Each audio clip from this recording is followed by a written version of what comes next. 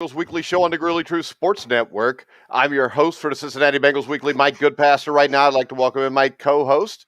First up, Ty Robbins. How you doing, Ty? Hey, what's up, Bengal Nation? I'm excited for another year. Watch these first two games though. We got some stuff to work on. That's what I'm saying, fellas. We got some stuff to work on, but we also have some bright spots when you start to look at the defense.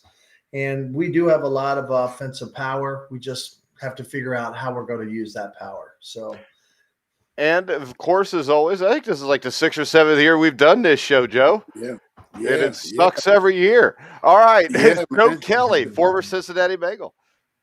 Hey, what's up, Bingo Nation? So, here, Joe Kelly here, and Mike and I, we talked about last week. We got a little excited. We do have different players. We do have some talent, but when you look at this, Mike, we're coming back to the same conversation, man. Coaching. We talked about how prepared a Minnesota Viking team was going to be with their personnel, and if Zimmer was here, what he could do with our talent. And unfortunately, we had a glimpse of something, a spurt of something last week, and we went to Chicago, and what we got and what we seen. Mike, was what we've been critical of for the last 3 years, and that's play calling, that's coaching, that's having your team prepared to go out and compete on a weekly basis. Yeah, and when you look at this Bears game, the thing that stuck out to me, coaching wise, and a lot of people didn't even bring it up, but like 7 minutes when the Bengals got the ball back before the Chase touchdown, which was like the 4:40 mark, they were going in a huddle and taking their time down 20-3. It looked to me like they'd given up anyways. Yeah, I was there. Ty, I was there. I was sitting in the stands, and you kind of I'm waiting for something. I'm waiting for a spark. We have some playmakers, and we're sitting in the stands, and I turned to my wife. I said, Zach does know that we're down 20-3, because you're taking the entire play clock up. You're walking back to the huddle, and about the time you're snapping the ball, it's literally 4 or 5 seconds. So you've used the entire time up as though we're trying to control the clock, and we're trying to take time off the clock, and unfortunately, as you see, we came back, and that minute and a half was vital, because if you had that, and if we were able to make a stop that last drive, and we had another minute and a half, we just got to go down and kick the field goal and tie the game and go into overtime again. So it's definitely you see, and I think what Bingo Nation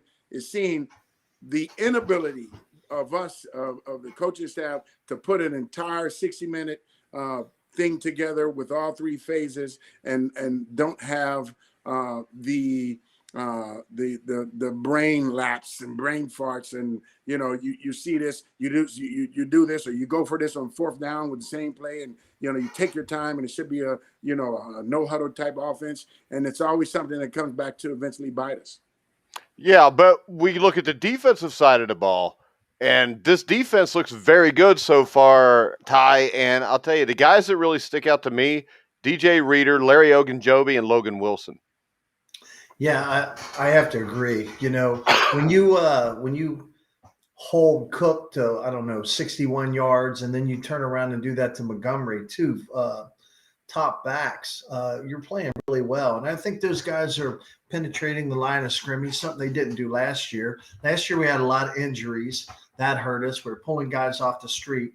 And now you've got a quality line. Heck, you put a lot of money in on that side of the line. And then I thought it was a great deal to bring in B.J. Hill for Billy Price.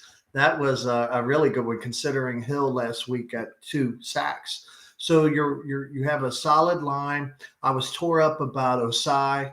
I struggled with that because I thought, wow, this is a guy could really help us. But then BJ came in last week and did his job. And I think even Cam Sample's going to do his part. As these guys get more and more experience, and rotating these guys in are going to help the back end, certainly. especially, and I'm hoping Trey Waynes, gets healthy, because Eli Apple, man, he's costing us every week with, just stupid penalties. Well, that's what Eli Apple's known for, is inconsistent play when he was in New York. Joe Burrow, the thing I took away from it, Joe, was the 3 consecutive interceptions followed by 2 consecutive touchdown passes. I mean, everybody has a bad game. The thing is this, a great player, there's between a good player and a great player a lot of times, is your ability to shake off the bad stuff and continue to play through it. And I think, to me, that's the most positive thing I've seen from Burrow since he's been here, was his ability to overcome the 3 straight interceptions. You look at there, and it was just as bad in person as it was on TV. But like you said, you can see the maturation. Joe Burrows is not in. He threw the first pick six, okay, bad read. Second one deflected, or the second one, in my opinion, looking at when he was throwing the ball to T. Higgins, I think T. Higgins ran the wrong route. I think he ran the wrong route. Joe was throwing a back shoulder, and T. Higgins. So that one could be either way, deflected pass. But the fact that you have this young guy coming in after a horrible injury, coming in three consecutive passes, 3 interceptions, that can get into your psyche. And he came back, and like I said, he fired the ball. He threw it downfield, and he made some plays. So Joe Burrows is the last guy on this roster, that we need to talk about, because I think that guy is going to be one of the best in the business. We can talk about the defense overall. Really, I think our defense played great in spurts, but where we played in, it's always something. Third down, we couldn't get off the field. Here we go in, Bell deflects the pass, third down, and he's talking to Andy. He's talking to Andy Dalton. I'm like, shut the up. Boom, penalty, first down. We had, I know it was at least 2 or 3 other times. We had a 3rd and 17, 3rd and 19. Get off the field. And a couple of them were scoring drives. So, as well as our defense is playing, as well as our defensive line, these guys are, they're collapsing the pocket. Our DNs, they're coming. Logan is, I like that he's playing more of the other linebackers, because I've never been sold on 57. I said 50. We talked about Wilson last year, all 3 of us. I seen it in him. I see it in his eyes. I see it in his play. He's still a young guy. I seen him out of position several times, but he comes back and make a monumental play. So we have to be able to put all 3 facets together. Defense, if we were able to get off the field in those crucial third down situations, as bad as as anemic as our offense was the first half, we get off the field on those crucial third downs, we still have an opportunity to win this game. Yeah, but unfortunately we didn't, because we usually don't. I hate to be negative, guys, but it seems like we've had the same show for like 5 or 6 years, no matter who the head coach was, Joe. And my problem here is I don't think the physicality offensively is enough. And I think the worst thing that happened in free agent to me, Ty, and most people never brought it up, they still don't bring it up, is Gio Bernard. I mean, Gio Bernard, if he's the other back, I mean, even though he's a little guy, he's a lot better blocker than Joe Mixon. He's a lot better blocker than Perrine, or whatever the hell his name is. I think that was a big loss. Yeah, it was, a huge loss. I think, he was looking for money, but more importantly, I think he was looking to get back to Florida where his dad could be closer to watch him play. So there's probably a lot of different things that were in effect there. But definitely our backs have to step it up. They're going to have to come in and they're going to have to block somebody. And that's part of the problem. Your line versus the Vikings did not play bad. You know what I mean? Hopkins gave up 2 in the middle, and then the other ones were either backs didn't pick up or tight ends didn't do their job. So these guys, going into week 3 here against a really tough Steelers defense, they're going to have to step it up, and they're going to have to make sure that they take care of their responsibilities, or Joe's going to get killed. So, Ty, are you one of the guys that think the offensive line is playing well and it's the running back's fault? I no, week one I Because I thought keep seeing that, and there's no way Jonah Williams is the 17th best blocking tackle in football. I mean, to me, Jonah Williams is a complete and utter bust from what I saw last year and this year. And I know that's not a popular thing to say, but his kick step, the way he leans, the way he gets beat constantly, this offensive line is still bad, Joe. I look at it, and we've gone from horrific to okay. So as Bengal Nation, we look at it. We've been so bad offensively. I'm talking about offensive line. This line is night and day better than what we've had. But when you're looking at Jonah Williams, we're looking at Alabama, the pedigree of what he was to bring. You see his kick step being off balance. He doesn't have the jab, the Munoz to Joe Walter's jab. Getting beat, on one move. So you kind of see, I'm hoping that there's the maturation process and he's working, on his technique, because here, in Alabama, you're overpowering people. This is NFL. You're not going to do that. There's going to be guys faster, stronger, and bigger than you. So it becomes about technique, and he's struggling. Offensive line, I think it's, in my opinion, it's better. I'm seeing some competitiveness. It's better, but it still sucks, Joe. But it's a lot better than what it was. Yeah, it doesn't suck as bad. But one thing I do want to say, Mike and Ty, is that it goes back to coaching again. So we say, do we put it on the offensive line? Do we put it on the running backs? Here, you go every week. We look at film. You look at we're playing the Chicago Bears. We look at game film, and we see what worked against them. And we incorporate that in our defense. We don't change our defense. We incorporate what works. So we don't go from playing a 3-4 defense to a 4-3, and we're going to do all that.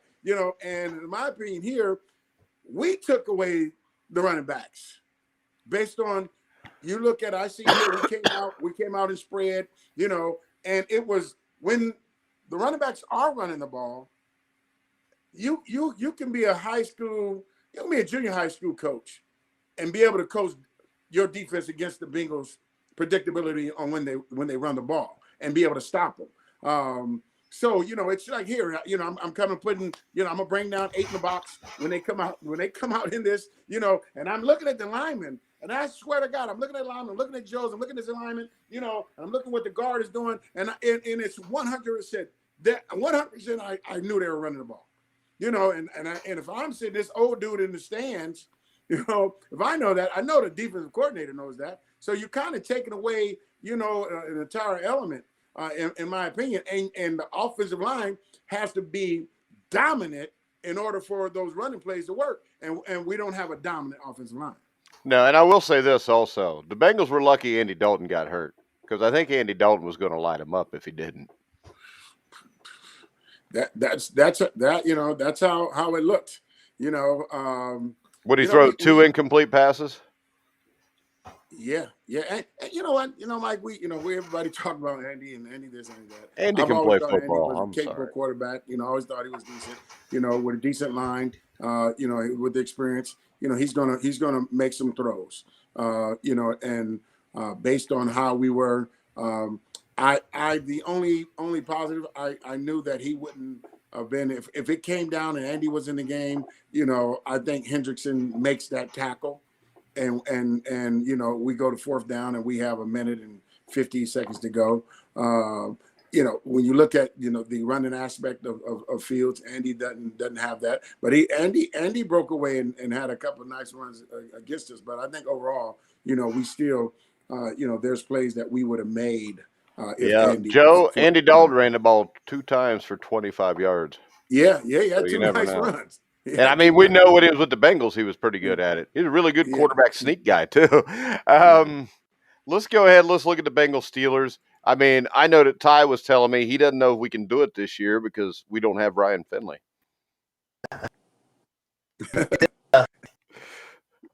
Right, Ty? I say Ty. I think Ty's frozen. Oh, Ty's frozen. Come Yeah, back, he's frozen. Ty. All right, Yeah, Bengals Steelers. You got to worry about TJ Watt. I like the Bengals' chances just because of all the injuries right now the Steelers have, Joe. yeah. I mean, you look. I don't know.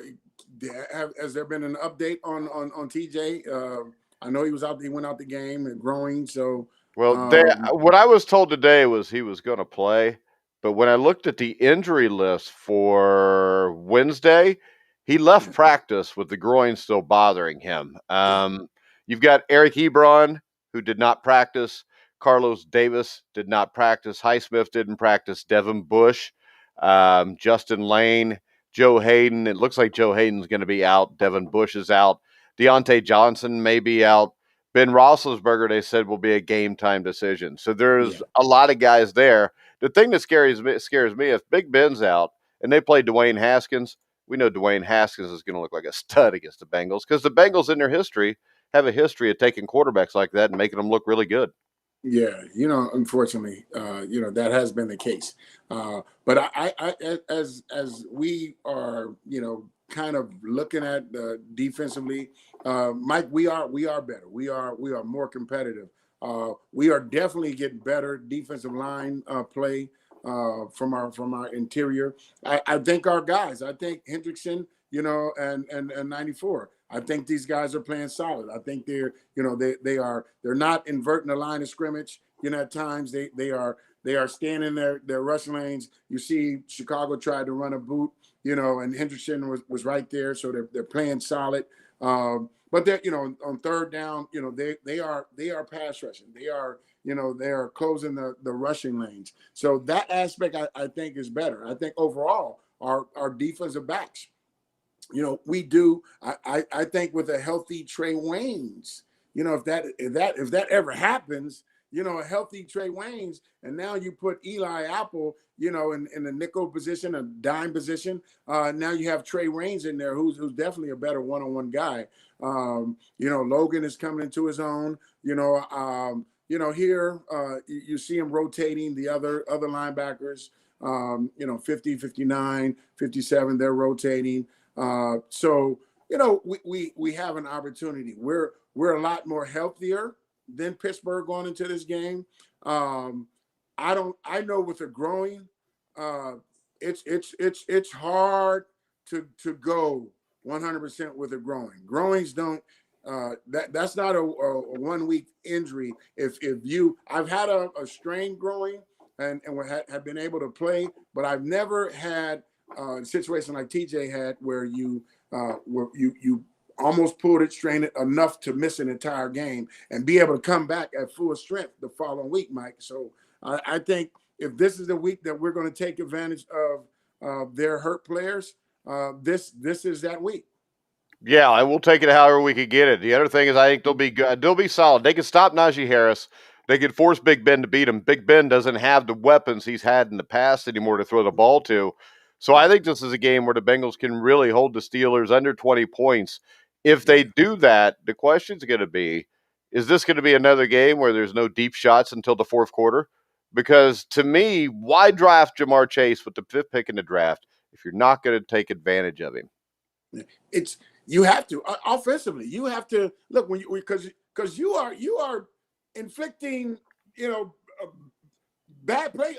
You're inflicting upon yourself because you're taking an entire facet out. We have a guy that can go deep. We have other receivers that can go. T. Higgins can go deep. He can stretch the field.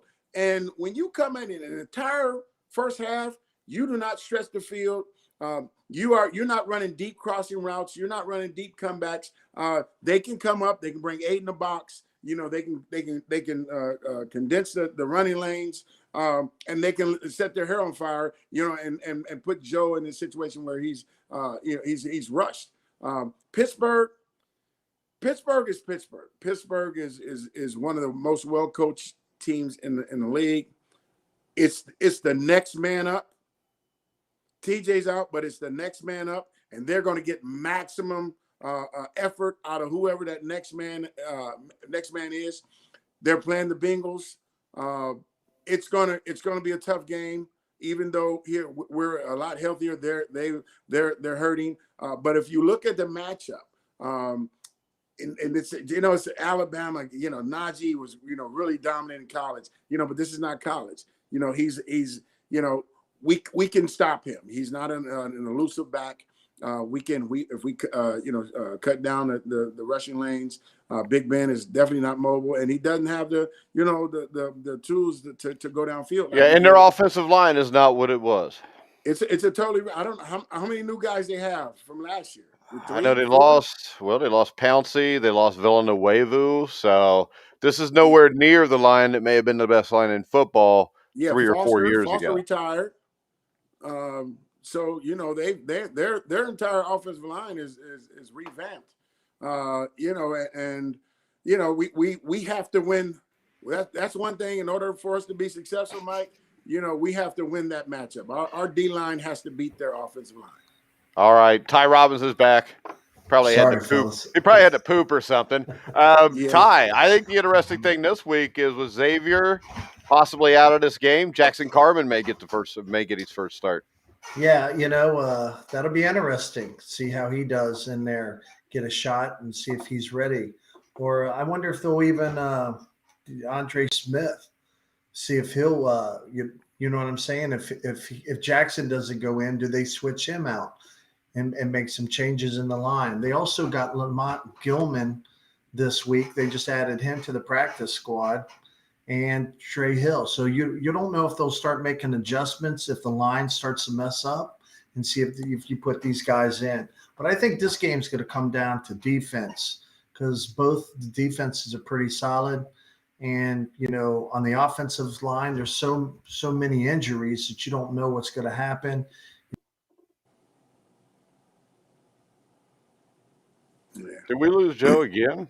Yeah, no, Ty again, I'm here. Joe? I'm here. No, I mean we lost Ty again. Yeah, Ty's having so computer issues. to piggyback on what Ty said, it's I think we match up well defensively against their offensive line, and they haven't played bad, even though it's a revamped offensive line.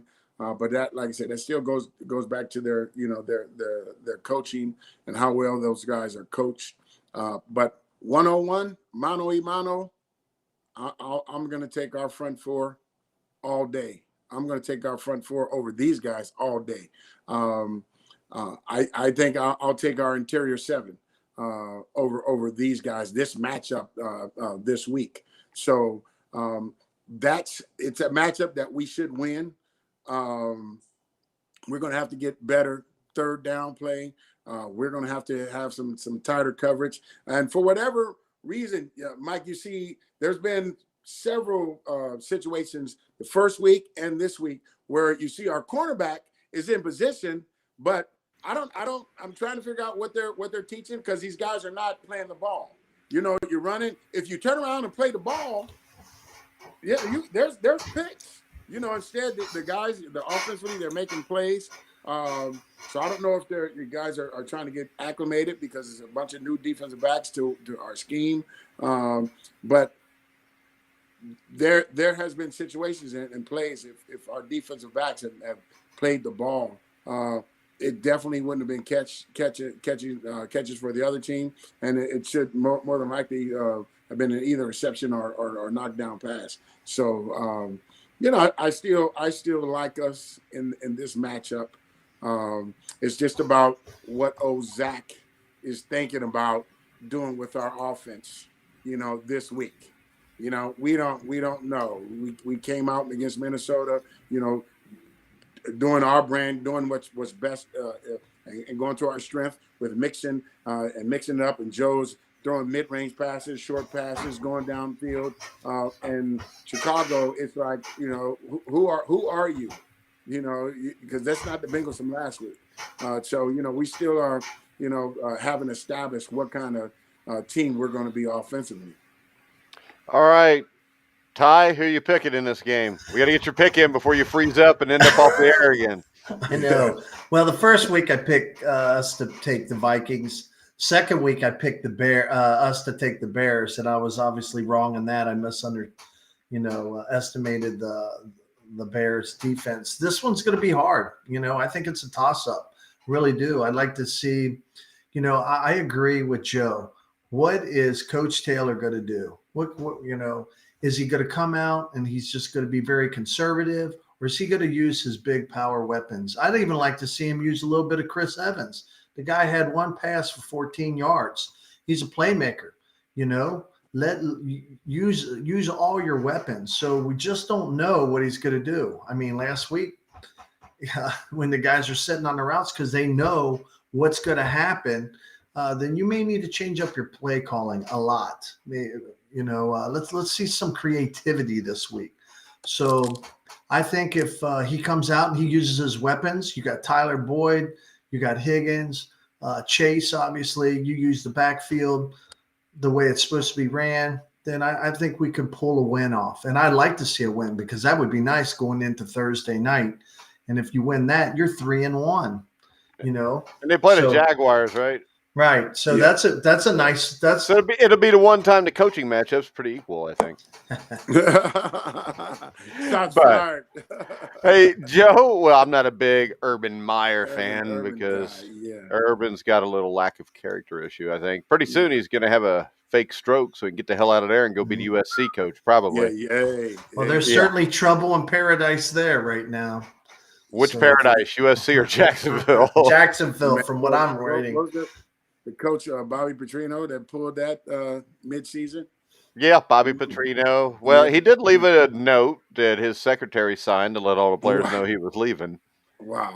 And then on top of that, he did go someplace and then knock up his secretary while he was married. So Bobby Petrino's basically just a scumbag I didn't anymore. get the fine detail, Mike. I didn't see. Oh, yeah, because you had at Louisville at the same time, you had Bobby Petrino knocking up his secretary, Rick Pitino paying for an abortion from his secretary. Louisville was just fine with it, though. Well, hey, I tell you what, Louisville must have some hot ass secretaries. Either that or you just got some desperate old men. I'm betting desperate old men because I've seen pictures of the secretaries and they weren't that great. Okay, all right, yeah. All right, Joe, who do you like here? You know what, Mike, Ty, I'm looking at this and hey, did Ty pick a winner? No. Ty, you got to pick a winner. Ty was on the fence on this one. You can't be on the fence, Ty. You're a homer. Come on. I know. I'm gonna. Every time I bet against the Bengals, they win. So I'm gonna. I think they can win this, and I say that because there's a lot of injuries, and they've kept it close, and we got a great kicker. So I'll put at the end of the day, if it's close and we're past the 50, I think we're gonna win. So I'm going with the win, and we're squeaking by and headed to home for our Thursday night big game against Jacksonville. So I'm taking a win here. There is nowhere in the world that the game against Jacksonville is a big game. Right. Well, it's our only. It's our chance to win a game. Yeah, that's what you're saying. It's our chance to win a game. Well, it's our only prime time. Finally on prime time. Night. You get to see some lights. And Chris Boswell's a pretty good kicker who's done it for a lot longer time than McPherson, too. I think McPherson's going to be really good. I'm loving McPherson, though. He will be because he'll get more reps at kicking than most guys do. Yeah, I'm loving McPherson. I'm loving his confidence. I'm loving his swag. We got a kicker. Who you picking, Joe? So when I'm looking at it, and Ty, we lost because of the last week because of the horrible coaching in the first half. Didn't give our guys we didn't give them chances to go down the field. We're definitely better than Chicago. We came down and despite how bad we played, despite 3 interceptions in a row, we stop them. That last drive, and they don't get that first down. We have an opportunity to go, and we have a hell of a kicker. So that was that's one of those faux pas that, hey, coaching, we lost that. But I'm looking at our players. They didn't come out last week like and took the momentum from Minnesota and parlayed. they assume we beat Minnesota. Minnesota's a good team. Chicago, same division, and you didn't go and you forgot that those guys are very professional and they got a very solid team. And now this week, one thing I'm not worried about this week that happened last week was the lackadaisical attitude and coming out on the field and being ready, because this is Steeler week. And it doesn't matter, it's Steeler week. So that being said, I think our guys are going to get up and ready emotionally. And if that's the case, and I'm thinking, and I'm seeing the guys flying around. I'm seeing the toughness that I hadn't seen against the Pittsburgh team that is coming into this game limping.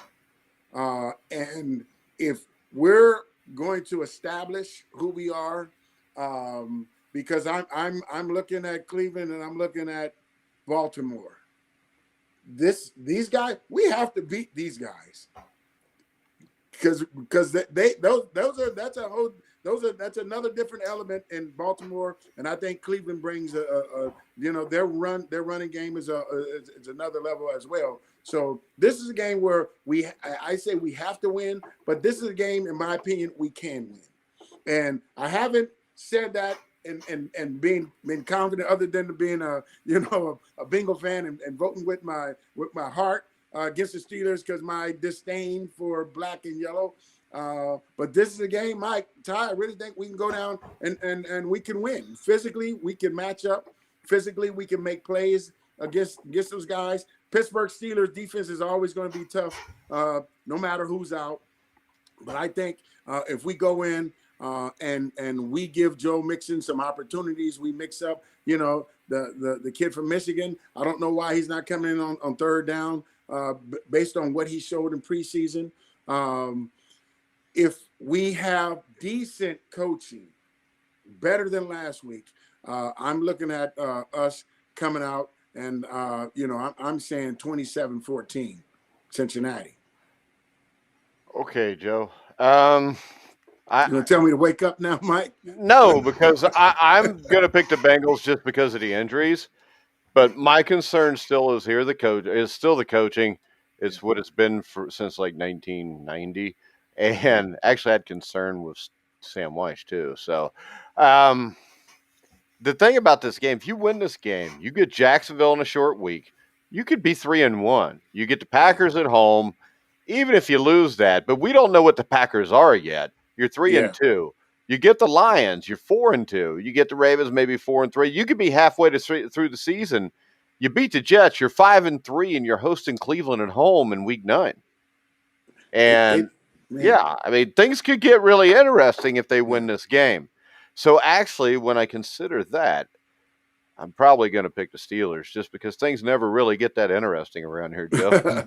And every time I think if they just win this game, it'll be all right. I mean, Zach Taylor I think I saw the record today, 115-1 on the road. I mean, that's atrocious. I mean, Zach Taylor should have been fired after the Week 1 win. Anybody dumb enough up 21-7 to go for it 3rd and 1 on their own 30 when your defense is kicking the crap out of the other team shouldn't be the head coach. I'm sorry. It's Bill Belichick did it one time, but he did it because he didn't want to give the ball back to Peyton Manning. We were up 21-7 middle of the third quarter, and they had Kirk Cousins. Kirk Cousins is a really good quarterback, but it's not like you're scared to death of him. When I see this, it just seems like we're just beating ourselves in the head over and over again. And maybe the best thing is to actually lose the damn game so we can get his ass out of here and get an actual coach. Yeah. Mike, you look at it and honestly, the Bengal fan and well, I don't even say a fan, no disrespect to fans, but people that know football. So one thing, you can't teach character and you can't teach toughness. I can tell you over and over to be tough. Don't mean that you're a tough person. I see fight. I see, because I've seen us for the last 4 or 5 years get smacked in the mouth and just turn the cheek. I see fire that I haven't seen. I see our safeties. Oh, well, they may be the best safety tandem in the NFL right now. Laying the wood. If Bell doesn't make, if he doesn't talk to Andy and get that dumb, unsportsmanlike conduct, the game that they played, like you said, give me two safeties that are playing better than those guys. We're doing this without Trey Waynes. We don't even know what Trey Waynes we're going to get, because this dude has been out of football. He's not Dion. So, he's not a guy that can be out of football for an entire year, now come back, and then now we're going to expect him to be a shutdown corner. That's not going to happen. He doesn't have that ability. He's a solid corner. He's a good corner. He got good feet, got good speed, but he's not a guy that can miss that much football and make that big of a difference, in my opinion. He has to get out there. He has to get some reps. He has to play. He has to, get in some situations. He's turning and running, reacting to the ball. And then we can see, hopefully the Trey Waynes that was playing at Minnesota. But, our team, even we still have gaps in the offensive line. But I see some toughness. I see some pushback. Mike, Ty, we were seeing, Bobby Hart. Those guys are getting beaten. Are you seeing them guys coming and turn around and helping, Joe up off the ground? And we're seeing guys getting beat and still fighting, and this guy's beating them, but they're still fighting. So I look at that. A lot of times I miss. Joe, I'll bring this up, Joe. Last year we were saying the same thing through 5 or 6 games. Yeah, but no. I think not with Bobby Hart. No, hell, I don't mean Bobby Hart, Joe. Yeah, I just mean that was still a team that was in games until Burrow got hurt. So my question is, if you lose this game and you win it, I mean, at some point they're going to lose 2 or 3 in a row, probably because of the coaching. It still comes back to me to coaching. You can have the greatest players in the world, and the coach can screw it up. We've seen it before. And you can have a bad coach and make the playoffs, but you're not going to win the Super Bowl. I mean, how many bad coaches have won a Super Bowl? None. 0. Yeah. I mean, Super Bowl 16, Super Bowl 23. Forrest Gregg was a good football coach. Sam Weiss was a good football coach. Bill Walsh was beyond that. And I just think when you talk about going out and getting a younger coach, why not go out and get a guy like Joe Brady, who's had success in Carolina as an OC? Hell, he coached Joe Burrow. He coached Jamar Chase. I mean, something needs to be done here. And when you hear everybody, well, Frank Pollock's this, Frank Pollock's not. Frank Pollock went to the Cowboys when they already had the best offensive line. And for some reason, they fired his ass. And he went to the Jets. And for some reason, they got rid of his ass. And then he ends up back here.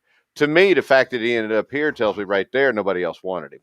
I mean, that's the sad statement of this organization right now. I like Frank Pollock, though. Why? Why? He's never done a damn thing. I don't know. It's when he was in there, Mixon had a lot of, his rushing yards were a lot better. And I think you have to start with the basics over and over and over. Last year, Turner was so bad. I don't think you come in and change it overnight. At least when I've coached, you come in. It takes time. Wait a second. Ty, where you coached is at high school where you got to teach guys. If you have to teach guys that you drafted in the first round, you shouldn't draft them in the first round, and that's an organizational issue. I think you still have to. You have to teach. But if I'm paying a guy $40 million off the top, and I got to teach him how to kick step, why the hell am I paying him, Joe? Or hand position. When you look at, so it goes, we always talk about lack of scouting department. You look at players, and not to say that any of these guys are not NFL caliber players. I think the last crew that we have are not NFL quality. We're NFL quality players. These guys are NFL players. So with that, so when you have a scouting department, and your offensive tackle, you are going through drills. So you're seeing what kind of kick step they have. You're seeing their balance. You're seeing, their footwork. You're seeing how they punch. You should, if you're scouting a guy, you're looking at all of his game film. You see when he goes against a bull rusher. You see what he does when he goes against a speed guy. You can see that if you're scouting, because all that is on film. So it goes back to scouting, like you said here. in the NFL, I wasn't getting taught how to play linebacker. I wasn't, I was getting taught schemes. It was if I'm playing inside, the inside linebacker, you already knew, you already assumed that I knew how to read the triangle, which was the center, both guards, and the fullback. Counter plays. So it wasn't, Joe, here, this is a counter play. I knew what a counter play was. I knew when the guard blocked down. If the guard blocked down, I'm going to either look, to ear hole him, or I'm going to see the other offside guard come and pull him. Or if not, I'm going to see that same side tackle come and get and ear hole me. So, these are, we weren't teaching that. They were teaching a scheme. So, what Mike's saying, these guys, you should, teach them. You learning. Okay, you're playing against the kid from defensive end from Cleveland. You're playing against him. He's a speed guy. So now so you're talking about the guys you're playing. You're playing against a young J.J. Watt, whose speed and his strength. You're playing against a Reggie White. So this is what you're going to have to do. So in our scheme of things. So in our scheme, we know Reg is he's the most powerful guy. So we're going to give you help. We're going to do this. So, you're teaching schemes, and you're not expected to really, coach guys. You're not. You don't have the time to anymore. I mean, they shorten training camp. You have less. Yeah. So I'm saying this: if I'm looking at Jonah Williams, and what I saw when they drafted him was his kick step wasn't that good, I'm not going to value him that high. Now, if he's a guy and his hand placement's just a little bit off, yeah, I can coach that a little bit and fix that. But a kick step, and you're 22 years old and you're getting ready to go to the NFL, to me, that's a huge red flag on anybody. And we saw it with Cedric Ogbuehi. We saw it with Fisher, the guard. I mean, hell, Billy Price caught people at Ohio State. He didn't block him, and the Bengals still drafted him in the first freaking round. So all I'm saying is this: unless we catch lightning in a bottle and get really lucky on some stuff, this is the way it's always going to be, even if Joe Burrow's here, because they don't make the right moves. I mean, Jesse Bates should have already gotten a new contract. You gave it to Joe Mixon, a running back.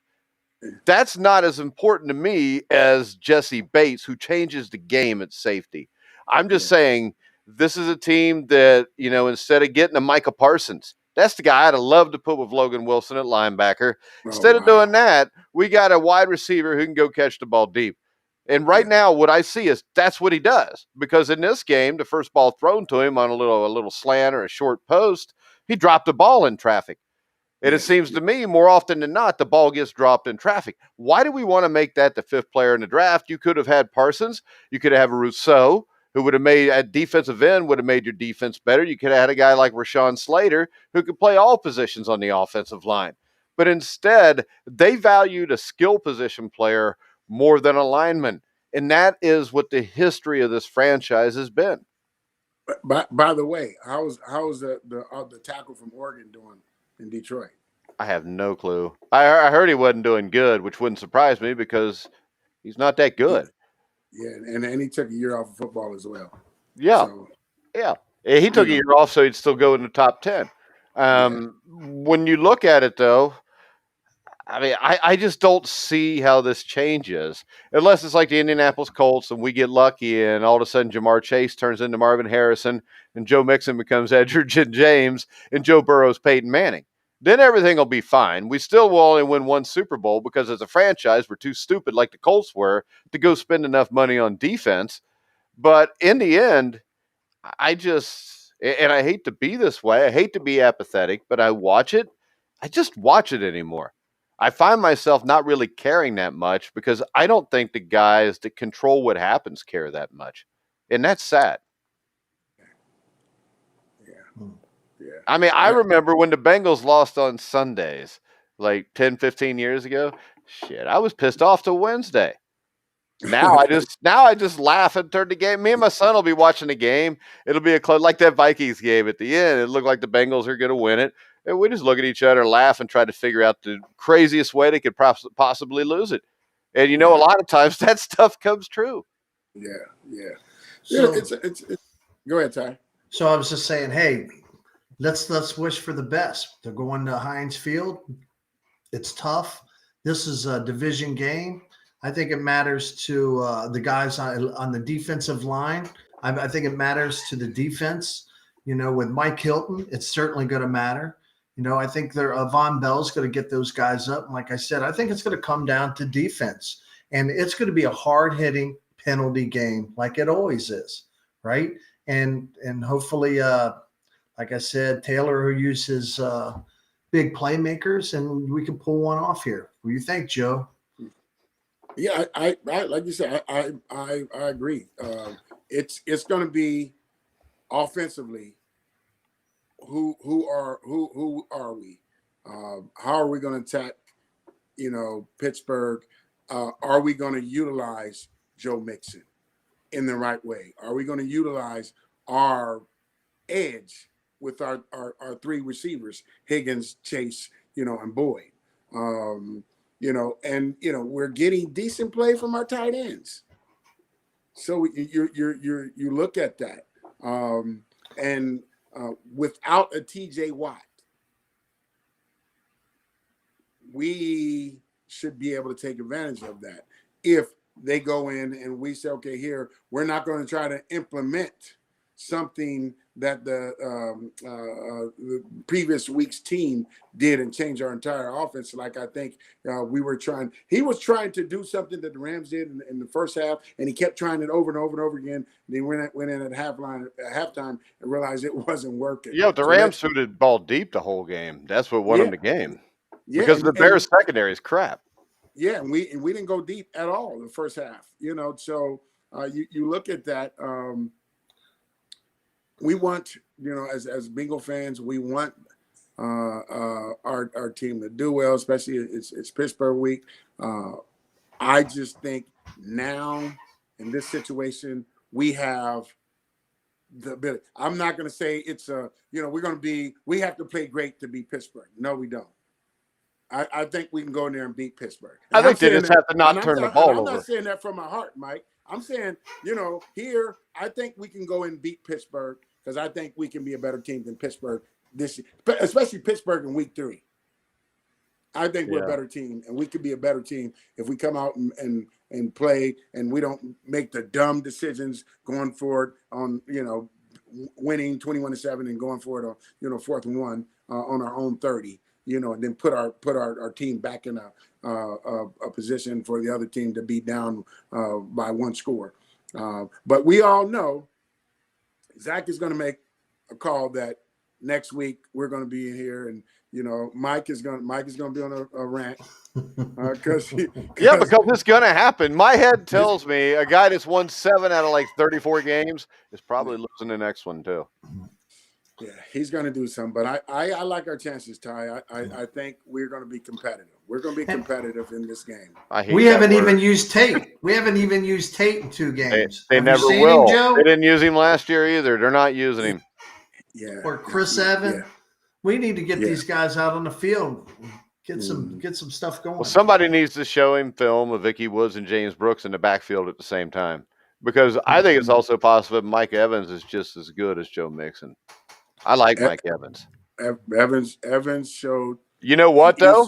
You know why this doesn't happen, Joe? I know you know. They just gave Joe Mixon a big contract. Mike Evans ain't getting a damn ball. It's going to Joe Mixon. Yeah. You got it. You have to justify the money. And Mike is damn sure going to say, "Hey, I'm paying this guy this money. He needs to get the ball." That's what I mean. So there you go. So that's why my head says the Steelers win, even if the Bengals are better. Plus, we already beat them for the decade this last year. So, all right, guys, we're going to wrap it up. We got 2 positives and 1 negative, but I guess we need a little bit of everything here. So I'll just stay negative. You guys stay positive, and we'll go from there. We'll be back. You guys want to do the same thing, same time next week? Sure. Yeah. All right, 6:30 next Wednesday. We will wrap up the win over the Steelers and the upcoming win over the Jaguars, when the Bengals will then be 3-1 and in first place, and Ty will be stoked. Hooday. Yeah, and then they'll lose the next 8 games. All right, guys. For now, though, we're going to wrap it up. Follow me at Grilling Truth Listen to us on over 300. Any place you find podcasts, you'll find the Grueling Truth Sports Network.